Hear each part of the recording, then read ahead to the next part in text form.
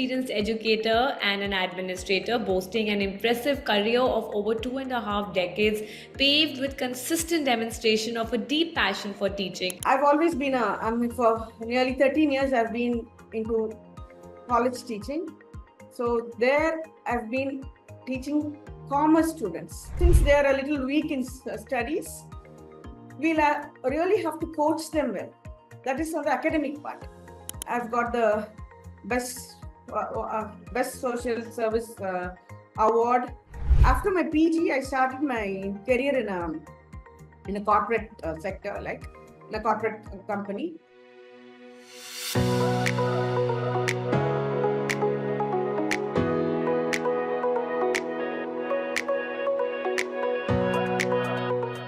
Hi everyone, welcome to the esteemed FaceTime with Leaders, an initiative by World Development Corporation, and I am your host for today, esteemed.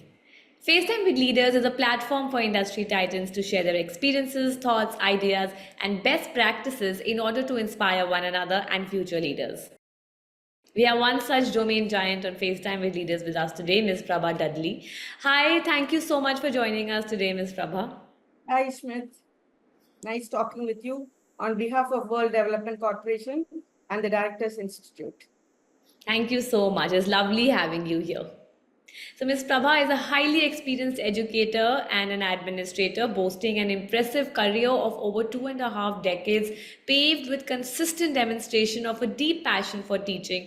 As a freelance trainer, she has contributed extensively to the academic landscape, imparting pedagogical expertise to teachers across diverse educational levels, including Montessori, primary, O levels, as well as A levels.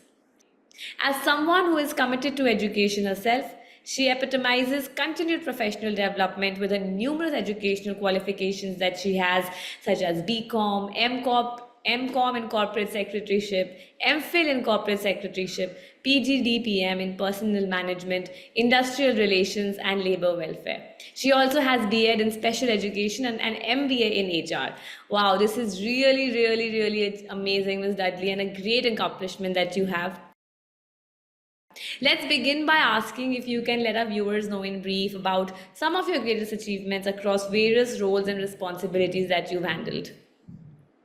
I would like to start about my students. Than my own achievements, I feel what I have done for my students, how I have impacted their lives is more important to me. So I would like to talk about them first.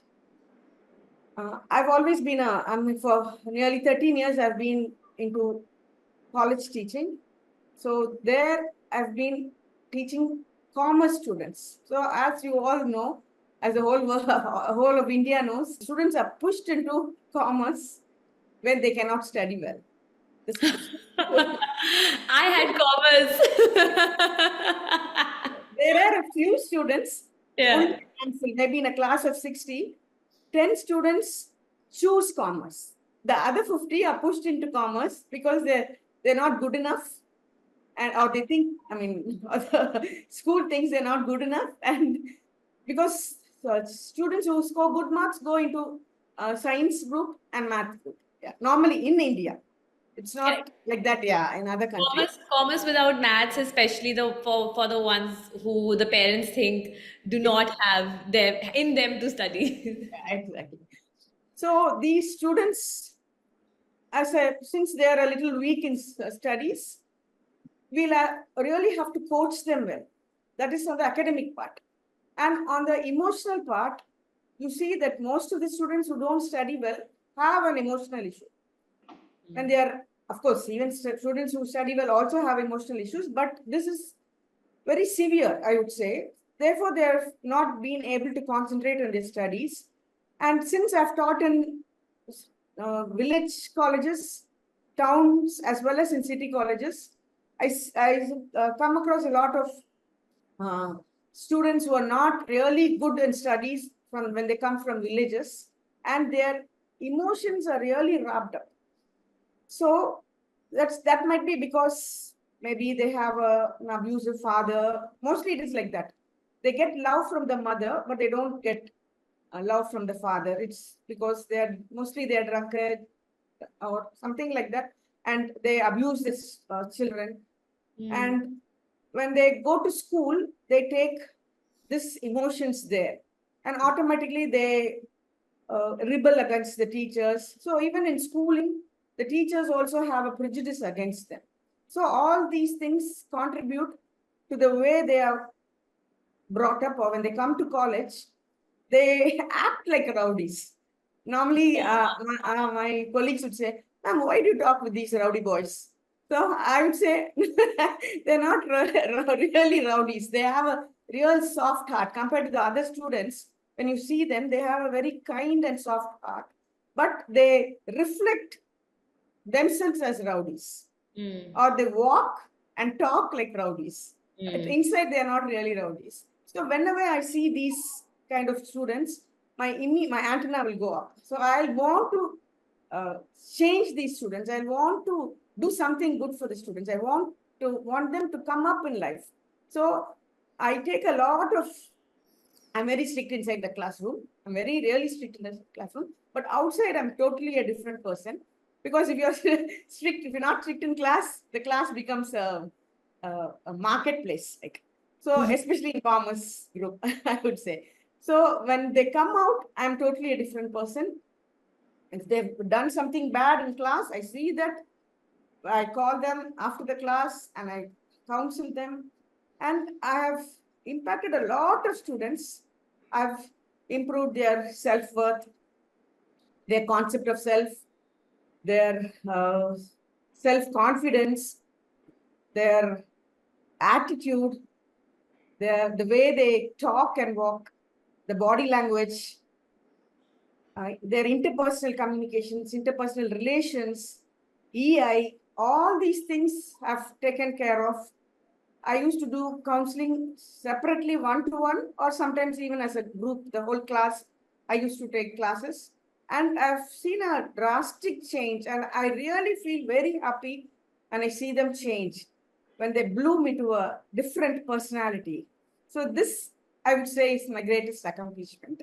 So apart from that, coming to my career, or before my career, I would like to say I have done a lot of social service. I've got the best social service award for the year 20 not two from a disabled home. They had offered it to me, and I had the privilege of getting it from the Chief Minister of Pondicherry. So I've also gone into. I'm still into helping animals. So these are all my social side, which I would like to tell before talking about my career. So I have about 40 dogs in my house. I've rescued them, wounded, sick dogs, cats, all these things. And I also feed street dogs, about 600 street dogs. I feed regularly on a daily basis. So this is, Wow. 600. yeah. Pardon me? 600, did you say? Yeah, 600 street dogs. Initially, when I started, I started during the COVID, because dogs were really hungry. So I Correct. started feeding the dogs around my house. Then it became 50, 100, 200, 300. Until it was 300, I used to do it personally. I used to cook, I used to take it and personally feed them.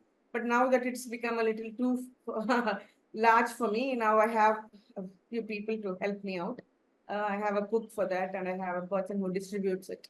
There are many dogs which are abandoned, wounded dogs, dogs with broken hips, which cannot walk, skin issues, all these things. Yesterday also I rescued a puppy, about 4 months old puppy. So this is what I do for the animals. And I also plant a lot of trees. Wherever I go, I plant plants, trees, all of these things. So this I do for the environment.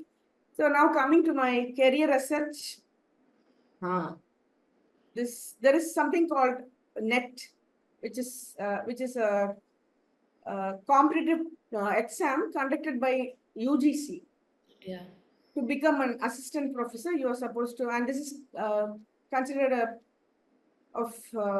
it's a little tough, like since it's conducted by UGC, and people find it very difficult to pass.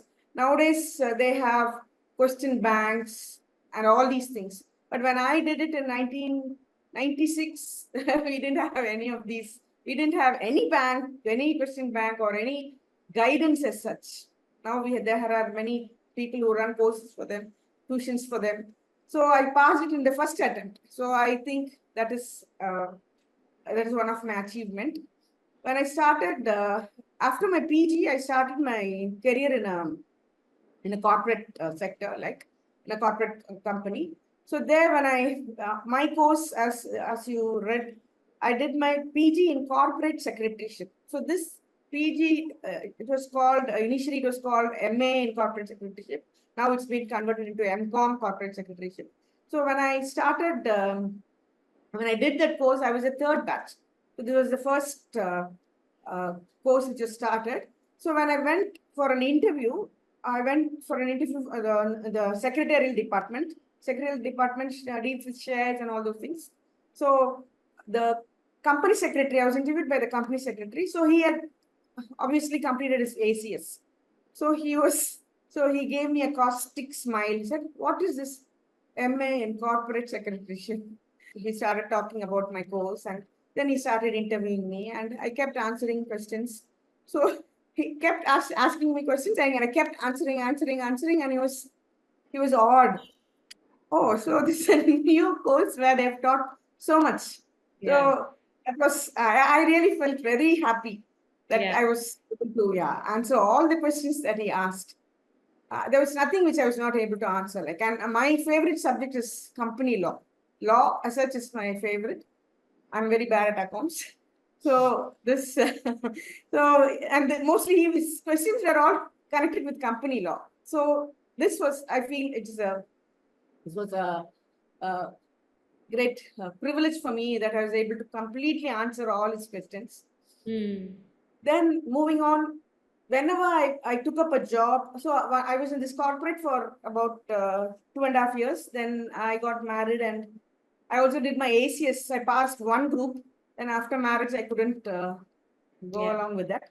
So then when my daughter was around 2.5 years old, my aunt had sent me an um, uh, advertisement about a college which wanted somebody, lecturer to teach law.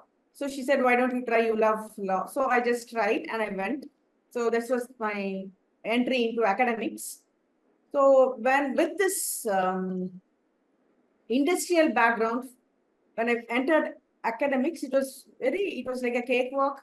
I was able to teach them in a practical way. So the students used to understand it very clearly. And because I had worked in the secretarial department, I was able to really teach company law very well. And of course, other subjects also. So, and within a month, I was promoted as a HOD. Oh, wow. And in 3 of my jobs, I was in Achariya, the same thing. In a month, I was promoted as a HOD. In GSS Jain College, Chennai, there also I was immediately promoted as the HOD. So wherever there had not been a HOD, I was promoted. So that is also one of my achievements. And I would say that I'm a born leader. Like even in my UKG, I don't remember my LKG, but from my UKG, I've been the class leader. The leadership is not because I do not know. I don't know why I used to help others. I used to run around helping my classmates. If somebody falls, even in my UKG, I used to go and pick them up and take them to the teacher and tell, "Ma'am, this girl fell down." And I used to run bringing books and all these things for the teachers. I'd be first to help them out. So maybe that's why I became the leader. In most of my classes, I've been a leader and I've been very helpful. So maybe that's why I became a leader. So much for my achievements in my career. Not I don't remember much more. Maybe later on I'll I be think able to what remember. really stands out for me is the fact that you're someone who comes with so much empathy and so much compassion to just help other people around, and such an apt profession that you have, chosen. It's amazing. Uh, Really curious to know that you have so many educational degrees. Is it because you wanted to aid your vocation with a strong educational basis, widen your teaching purview, or just continue your professional development? What led you to, this continuous studying and the continuous learning that you have done for yourself? I still study. I'm still studying. What are you studying currently? Yeah, I'm 57 years old. I'm still studying. I just did a certification course in mentoring. I just completed it. Nice. I've registered with Lawsico for an international law course. Wow. Yeah. This is inspiration. I feel there are so many people in our country who think that, once you've graduated from college, you cannot study after that. And I feel like we need more people like you who believes that there's no age to learning. So it's great. I'm a lifelong. I'd like to learn. I'm a lifelong learner. And I want my students. I always encourage my students also to do that whenever they have time. Especially girl students. I mean, when they get married, it all. I mean, it's very difficult for them. Everything gets topsy-turvy. So now this the boys also, of course, when everyone gets married, they have some adjustment problems, they have monetary issues. But once they are settled, maybe Yeah. after 40, 45, just continue. I'll always tell them, continue to study, improve your curriculum, right? So it reflects in your CV. So all these things I would advise them. So development somewhere for to improve my jobs or my academics. So I started my job immediately after my PG.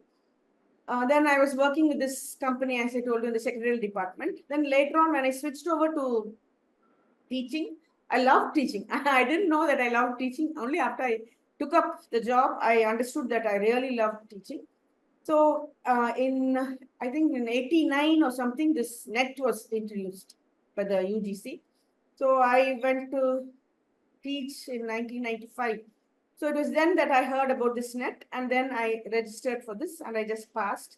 Then that was enough for me to continue. But later on, I also had to do my MPhil. Since I was into teaching, I wanted to do my MPhil. So it was in 2005 or something, I registered for my MPhil. That was for my career to develop. So I wanted to do MPhil. Then earlier than that, in 2002, as I told you, I was helping this disabled home in Pondicherry. Those days I was not working. My daughter was very young, so I had to take care of her and all those things. So I used to go to this disabled home in the afternoons and help them with letter writing minutes. And that lady who was in charge or who ran the disabled home was affected by a disease called myopathy. Only her hands and her neck and head used to move. She was totally invalid. And she was running a home for other disabled children and women. She's very sweet, very nice woman Yeah. called Kavita. She's no more now. She passed away. So I used to help these students to study also. I used to take them tuitions because they were slow learners. Most of the disabled students were slow learners. So I used to teach them. So it was at this point of time that I thought, and then I saw an advertisement about B.Ed special education. So to do a B.Ed special education, either you have to be a mother of a special child or you should have worked somewhere. So since I had helped these people voluntarily, I got a certificate from them that I had helped them voluntarily for nearly 3 years, three and a half years I helped them. So with this certificate, I was able to join this B.Ed. It was like I wanted to know how to reach out to these disabled children, these people with challenges, mental and physical challenges. So this course I did out of passion. I wanted to know how to help people, how to be more reachable, how to reach these people. So that course was very useful. And based on that, when I came to, after my college, for 13 and a half years, I taught in colleges. Then I moved to a school as a principal of that school. So in that school, I introduced this inclusive education. This inclusive education is for disabled students or people with challenges, students with challenges. Normally, we have normal schools, but in a normal, you have schools for special children also. That is a separate school. This is a separate school. These are separate schools. But rarely you see inclusion in a normal school. Inclusion of these students in a normal school. Correct. When these children there are children who are autistic. Their IQ is good. Yeah. Yeah. There are also spastic children, their IQ is also good. Even mentally retarded children, there are children whose IQ is 80 and all, who will be able to read and learn and up to a certain level. So unless if it is 60 and below, then they will not be able to really learn. But if it is a little higher, they'll still be able to learn. Slow learners, we call them slow learners. So all these children, when they go to the special schools, they become worse because they hear the special children crying, shouting, screaming, and all these things. So they imbibe all those unwanted qualities. But when they come to a normal school, they become better. So this, I was able to convince my correspondent, and she was all for it. I'm very grateful to her. So this is the first school in Chennai which started this inclusive education. And I would imagine it's the opposite. I thought if a child has special needs, then he should be sent to a special needs school. But what you are saying is that if it's better if they are placed in a school with all kinds of children and not just children. you can even do partial inclusion. They can come a few hours to normal schools and then they can go for, I mean, they do go. Actually, they have, some will have speech difficulties, behavioral difficulties. So they go for that. So that also we had. We had partly they used to come and partly they used to go there. And they were But I, children. I would imagine, would it not? Because when kids are growing up, a lot of them are also bullied. Would there be a problem of that among the kids, and how would you like navigate that situation in that at that time? We encourage the parents to sit along with the child. Oh, wow. Yeah, we encourage the parents. As I told you, there are other schools in Chennai which they are in collaboration with a special school called CARE. Hmm. They have their own staff there and they teach them separately. That happens. But this, the parents themselves, they sit with the child and they help them. Whatever need is there for them, they will help because the children are more comfortable with the parent than with any other special teacher. So they're more comfortable. Yeah. And this we have to motivate the other students to treat them well. Correct. Yeah, I go from class to class whenever there is a special child in any class. When the child is not there, the special child is not there, I go and counsel the students. Small students, children, even LKG, first standard, second standard children, they accept it very especially when we tell them, it is very difficult to change the mind of adults or teenagers. Yeah, even teenagers is all right. When they come to college, it's a little difficult. But school students, it's very easy.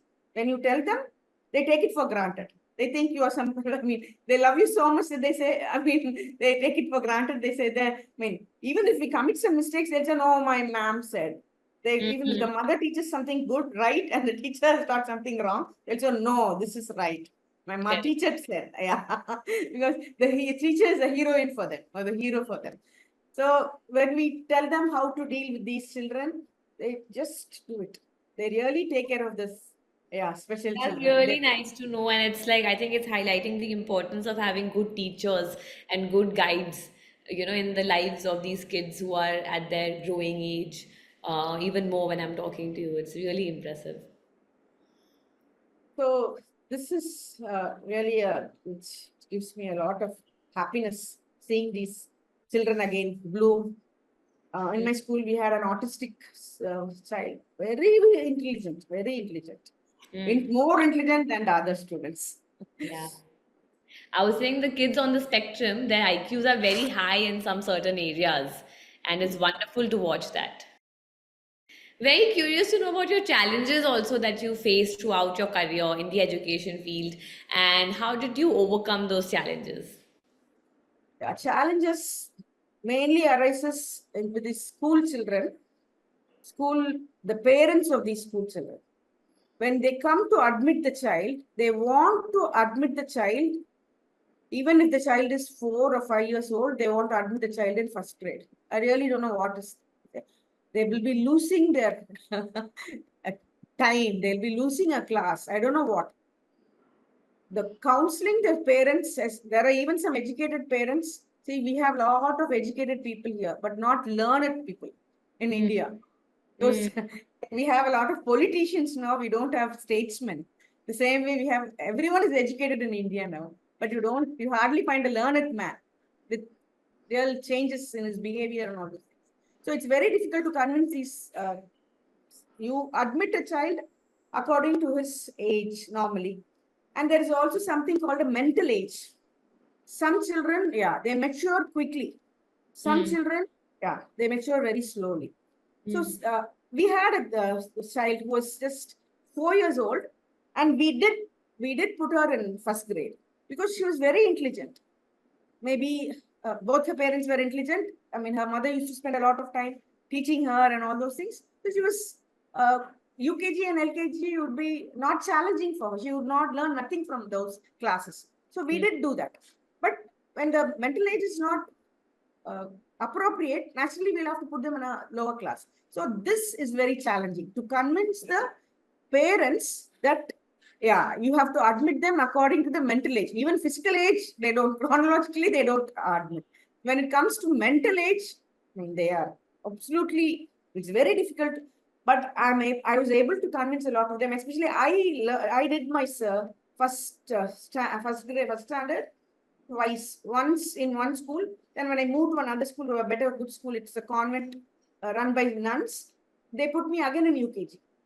And Mm. this, I had an advantage because I was a little more mature than all the other students. As I told you, I was a class leader. Always, because I was more mature, I could uh, understand more. I could relate with the teachers better. I could relate with the children. So I'll always tell my example to them. So I would ask them whether you want a child with good emotions, healthy emotions, or you want a child, if when you put the child at the age of 4, if you have put them in first grade, the child doesn't understand anything. Or Mm. even at 5, they are 5, compulsively parents want to put them in first grade. So even at the age of 5, they are not that much intellectually and emotionally developed to grasp everything which is taught. They may grasp English, they may not be able to grasp math. They may grasp math, sometimes they might not be able to grasp English or science. So such concepts, certain concepts are difficult for them. But when they are age appropriate, especially mentally age appropriate, then it is very easy for them to study. They're full of confidence. When you're good in studies, you're full of confidence, isn't it? You have self-worth is positive. Your attitudes are good. Correct. Your positive attitudes are developed. Yeah. So all these things are possible. This is very challenging for me. I've had difficulties. And then in curriculum development also, I've faced a lot of challenges, especially these university colleges, which we normally study here in India. The curriculum is not at all upgraded. Mm. Upgraded. For example, I was teaching this company law, Companies Act 1956. So this we've been teaching. Of course, it gets upgraded, and instead of company secretaries, they send um, journals where whatever is introduced. But this college books are never upgraded. And sometimes I've spoken to the publishers. They say, no, ma'am, the author might be no more. The book would have been written long, long ago. The Mm. author would be no more. So they would say, oh, no, we don't have the permission to change it. I mean, yeah. So what can I do? If the publishers don't do something, I cannot do. I remember when the Companies Act 2013 was introduced. Um, until 2016, I was teaching the college students. Then I came to school. Until 2016, the new act was not at all introduced. It was not brought into. I don't know whether it is brought into now or not. So I'm still not aware of it. But I used to give extra points to my students, telling, say, the 2013 act says these points. So whenever there's a question where some certain thing comes, I'll give them a note to write below. Write this. The 2013 act has changed this, and this has been introduced. So Mm. I've worked into curriculum development for about 4 years in a college abroad, and also in India. I've worked for about 6 months. The college closed due to some mismanagement in the. So curriculum development, I've faced a lot of challenges, and I love to work in this curriculum development because I want, especially for the higher education, the changes have to be told. It has to be inserted in the new books or whatever. However, maybe an additional booklet can be given, if they're not able to really change the book. But it has to be told to the students, because only then they'll be able to really work. Where it's easier for them to enter the industry and work in an industry. Yeah, that's another thing. Whenever we send students for this projects, normally the fourth semester, 3 semesters for PG students, I'm telling, 3 semesters they study in the college. Fourth semester, they normally go to an industry. For 3 months, they'll be there, and another 3 months, they come back and do a report or something. But nothing, we want them to learn something practically, but nothing is taught in the industry. We need the help of the industry also for that.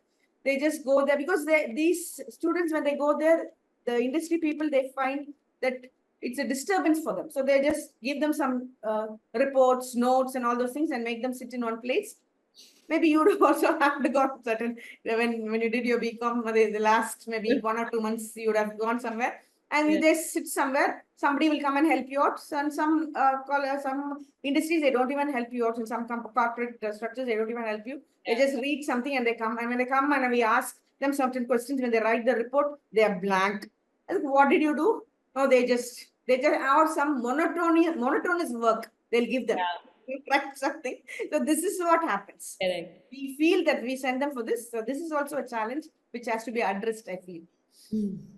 Absolutely, 100%. And it's great. It's great. I love how passionately you talk about everything and how you overcome all these challenges. It's so inspiring. Let's take a switch to ESG and corporate governance. All your life, you've been involved in teaching, education. How and when did you develop an interest in ESG and in corporate governance? Although by now, after talking to you, I've realized that you naturally have a curious bent of mind. But outside of that, what led you to, take interest in these fields? As I told you, I've been teaching company law all my life. And when I did my MPhil, I learned about corporate governance. So I was really happy. During 1990, I passed out from a PG, and I was working for the secretarial department. At that point of time, I had invested in a lot of shares. This was a place called Coimbatore in Tamil Nadu. This Coimbatore is an industrial city. Those days, than Chennai, that was more industrialized. And everybody knew about shares. Then the Chennaites, Coimbatorians knew more about shares, and most of them used to invest in shares. So since I was there, I was working in the secretarial department. Most of my colleagues used to invest, so I also started investing in shares.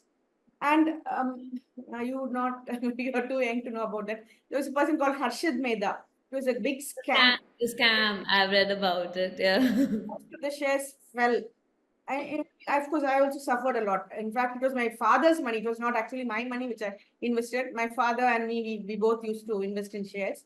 So that scam brought down there was a absolute confusion in the share market. Like, Yeah, it was a chaos. at that point of time, I was thinking, why isn't there more control? And many brokers, stock exchange brokers, Bombay stock exchange brokers, they would invest, they would buy shares, and then ultimately there will be a loss. And many of them, they would just go on the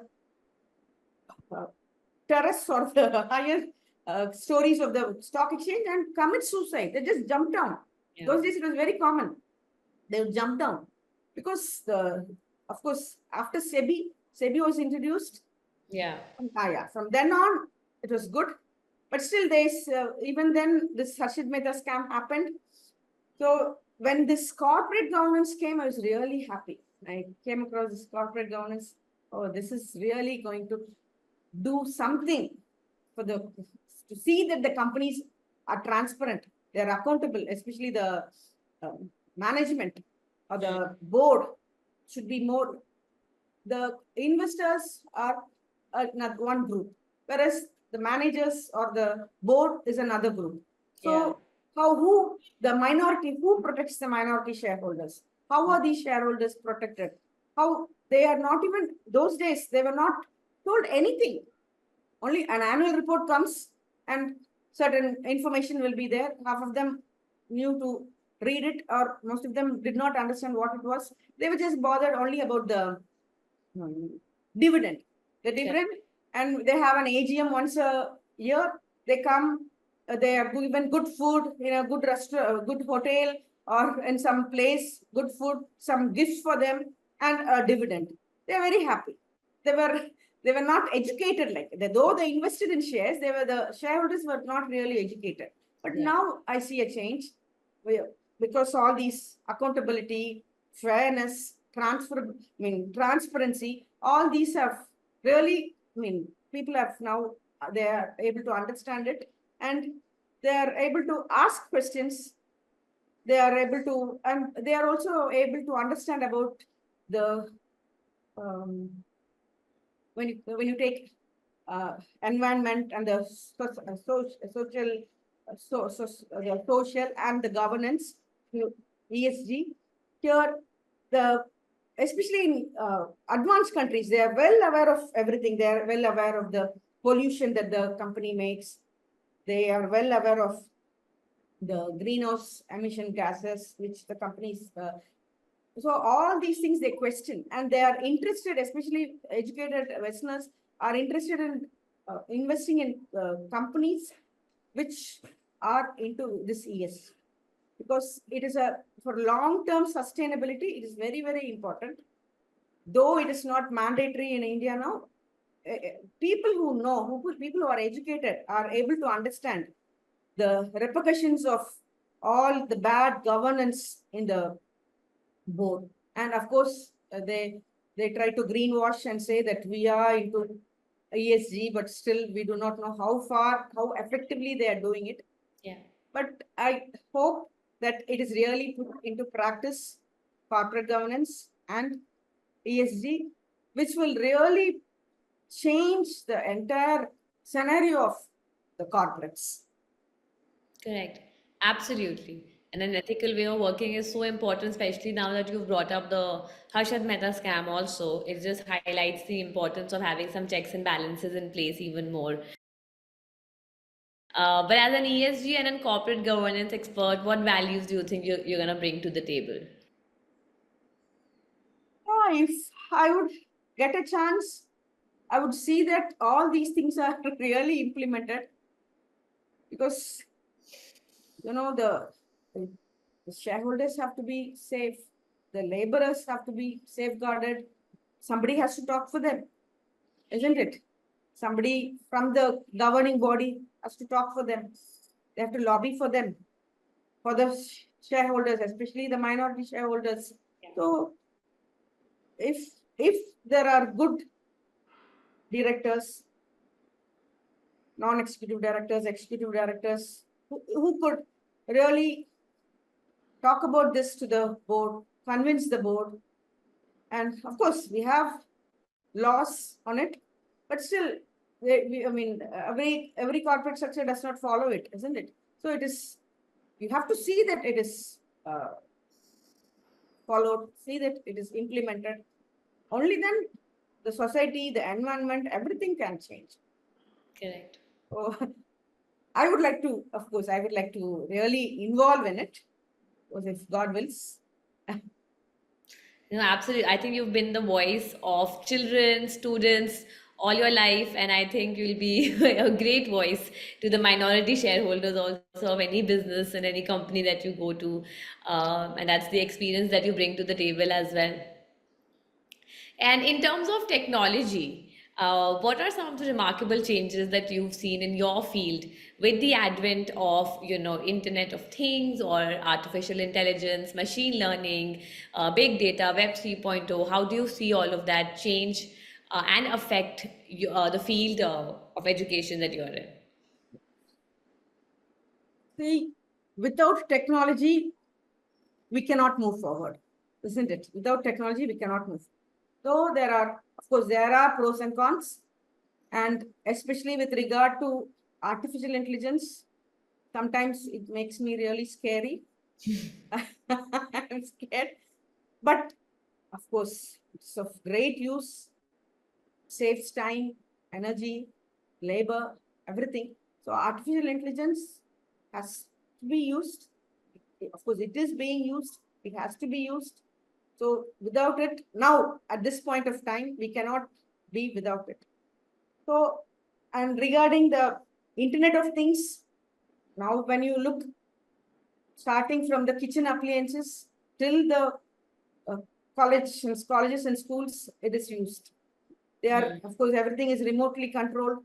You can take courses, you can take tests, exams, everything through the help of this Internet of Things. Even bus in schools, the campus, the classrooms, everything can be monitored. It's really very useful. It's very Internet of Things are really useful to the educational side, for the academics, and everything we are able to use. Blockchains, for example, now it has really caught up with the finance, banking, and insurance, and even in education. Mm. You can save all the credentials of the people, of the students. So it is easy for the employers to check their Correct. their grades, their mark sheets, whatever. So fraud can be totally eradicated when all these things are put under these blockchains, and it's very useful, um, especially when we go to different other cities, other states, and when employees go, when you are selected abroad, Mm. sometimes they are not able to find whether they are really educated. These uh, em- uh, the employer is unable to find. So this blockchain would certainly be very, very helpful to them to check whether this is a genuine candidate, because everything is there online. Hard to imagine a world, and education especially without technology now, isn't it? It's very difficult now. Of course, um, technology is of great use. Big data, yeah. When you do research, big data is really useful. Any amount of data can be compiled, and you can very easily. Those days, I remember my aunt, my mother's sister. She did a PhD. Mm. She would stick so many papers and just put them on the dining table, because we didn't have those days. We didn't have even a computer. Wow. Yeah, she'd stick so many papers, big charts and papers together, and put them on the uh, dining table, and she used to do whatever she had to do. She has Yeah. to Yeah. find out what the answers to all her data, how interpret those data, and what she found out. Of course, I was very small at that point of time, but I still remember that to wonder what is this sticking papers full of data, full of numbers and all those things. So this big data is of great help for people who are just very quickly and very easily they're able to do their research, they complete their research. Of course, cloud computing, everyone wants it. Everyone wants a cloud to store things, isn't it? Everyone store their data, their details, everything. Of course, in education also, it is of great use. Without using technology, education cannot improve. You need to have. Correct. Absolutely. In fact, I think during COVID, if technology wouldn't have existed, so many kids who got educated, and the college students or school students or even MBA students, it was only possible because of technology. Otherwise, the education system and the industry would have totally collapsed. We'll move on. We'll move forward to now our final question to you. Basically, we're building a community of industry magnates, and our move is meant for cross pollination of knowledge and for building a community of industry experts and a knowledge sharing community. In this regard, what are your thoughts about the initiative taken by Mr. Zishan Pathan and Mr. Heval Mehta and the entire World Development Corporation team? They have done a great job, really a great job. They're doing a great job. Uh, it is this World Development Corporations and the Directors Institute, they have, they are really considered as the leaders in corporate governance.